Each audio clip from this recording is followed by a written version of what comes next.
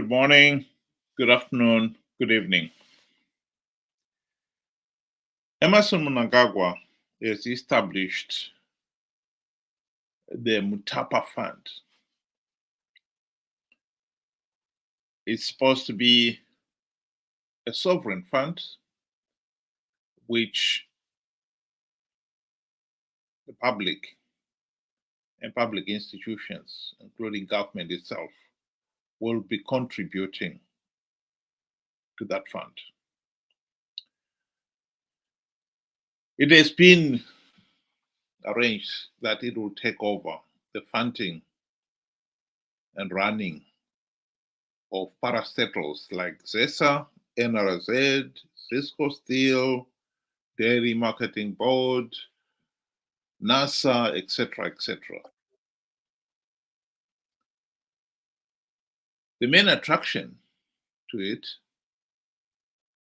was that it will revive these parastatals. Many people know that ZESA, NRZ have all but collapsed. Country used to have a healthy and functioning railway system. It's now ground to a halt.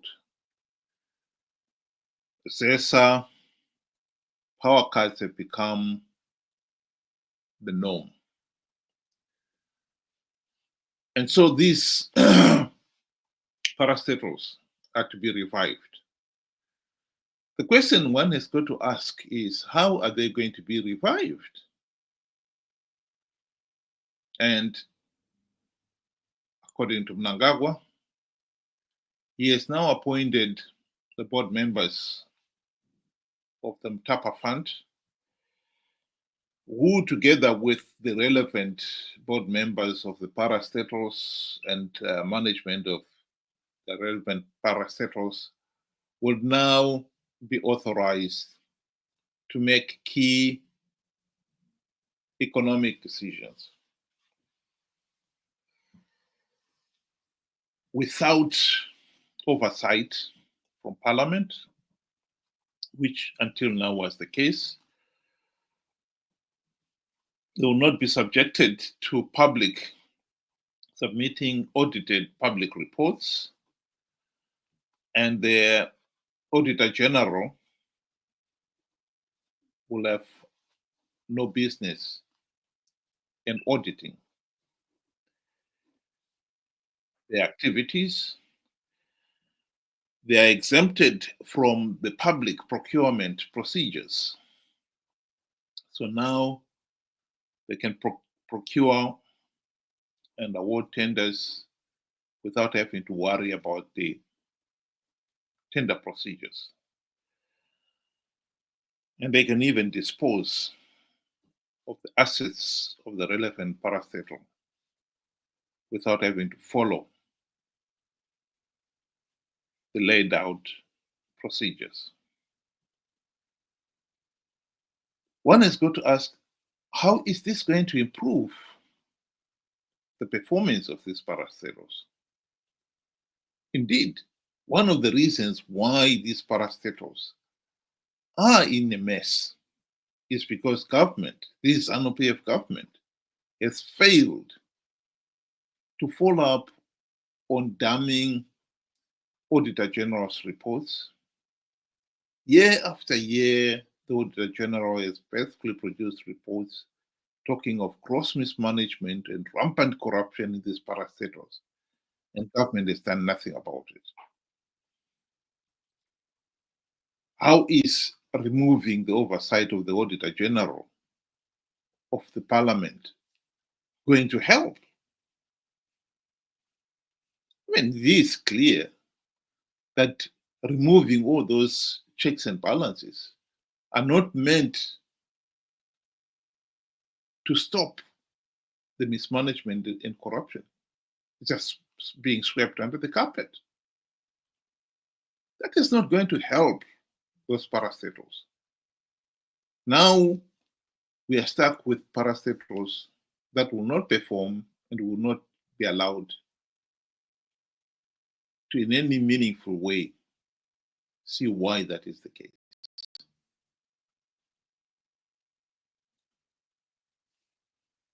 If anyone believes that by removing all these checks and balances will make these parastatals perform, then they are incredibly naive. I've got there in the picture a famous quotation from an American in the 1800s. The gentleman's name was George Parks. He used to con immigrants as they arrived at the port in New York, telling them that he was selling the Brooklyn Bridge. And believe it or not, some were so gullible, they believed him. And hence, this has become the catchphrase of con men. If you believe that, I have a bridge in Brooklyn to sell to you. If any Zimbabwean at all believes that the Mutapa Fund is going to revive the parastatals, then yes, I've got a bridge in Brooklyn to sell to you. Yeah, because they're incredibly gullible.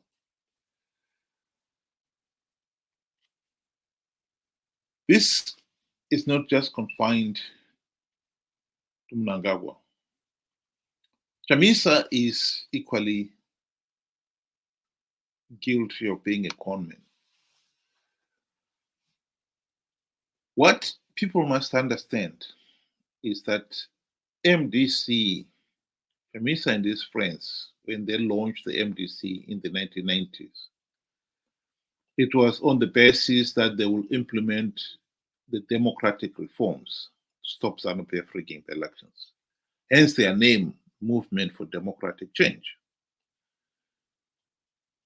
They launched their party in 1999, and now it's 24 years down the line. They have failed to implement even one token reform. And hence the reason why Zanu PF was able to blatantly rig last year's elections.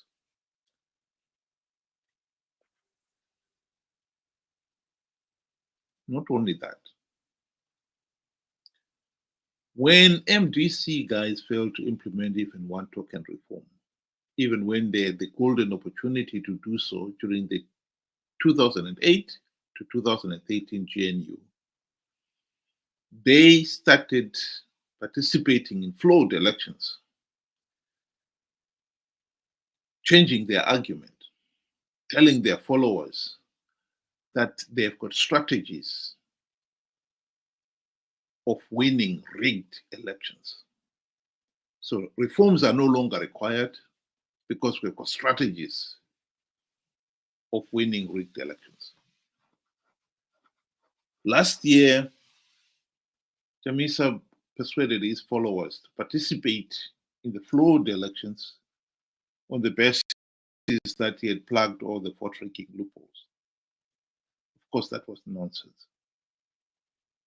Chamisa did not even procure a verified voters roll. A common sense thing like that. He did not deploy the voters. He did not deploy the election agents at all the polling stations, even though he had been given the money to do so.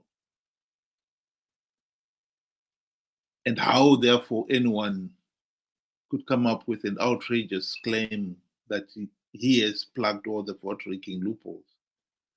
beggars belief, but he did. And what is more, millions of Zimbabweans believed him. This is at the heart of our problem in Zimbabwe.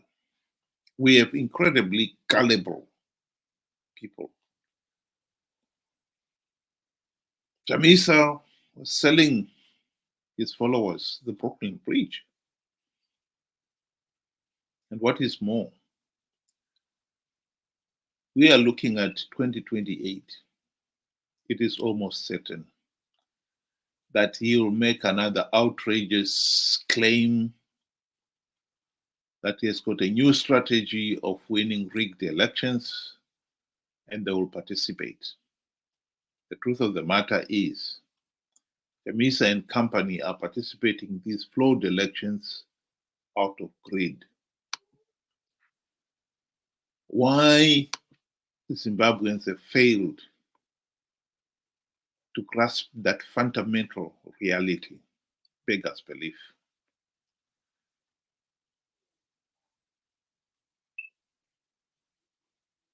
It is therefore no wonder that we are a failed state.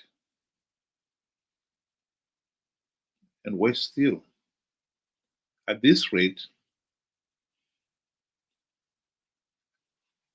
we are not getting out of this hellhole.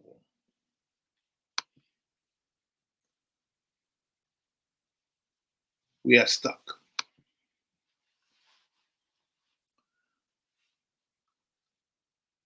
I think it is unbelievable that anyone could be so gullible to think that the Mutapa Fund would revive the parastatals by removing all the controls, the normal common sense controls. This is a public money. And why should the public not have a meaningful say? Beggars belief. Same applies to rigged elections. When Chamisa says he has come up with strategies of winning rigged elections, you've got to be incredibly gullible to believe that. Why can't we go for the normal, free, fair, and credible elections? Because Chamisa and company sold out on implementing reforms. And so they don't want to admit that they sold out.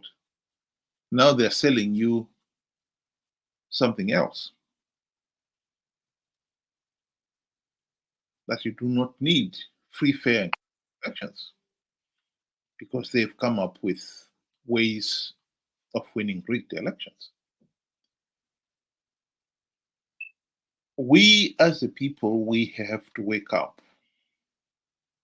We cannot continue as a nation to be so gullible and naive that we are conned into doing one stupid thing after another and not pay dearly for it. Zimbabwe is not getting out of this economic and political mess unless we sit up and pay attention and open our eyes. That is the fact.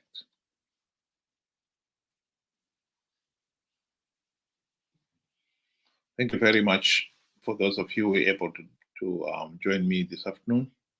Have a good day.